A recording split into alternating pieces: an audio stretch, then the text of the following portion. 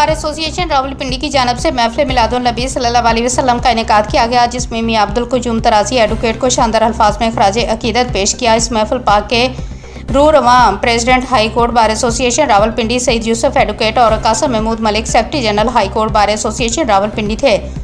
یہ programme executive bar association کی طرف سے ہوا۔ تلاوت کلام ثاقب فدا ایڈوکیٹ رہنما پاکستان نعت کونسل انٹرنیشنل ضلع اٹک، اس کے بعد نعت رسول مقبول صلی اللہ علیہ وسلم کی شہادت حاصل کی۔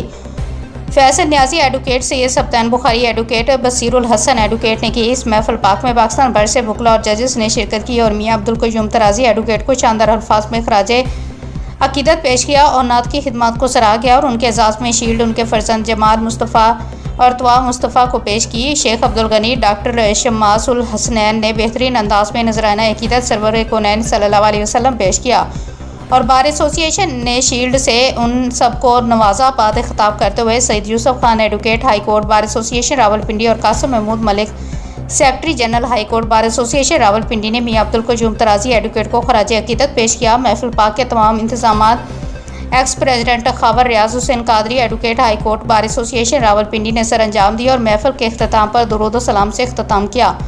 اللہ تعالیٰ میاں عبدالقیوم ترازی ایڈوکیٹ کو جنت الفردوس میں اعلیٰ مقام عطا فرمائے اور لوائقین کو صبر و جمیل پر اجر عظیم عطا کرے۔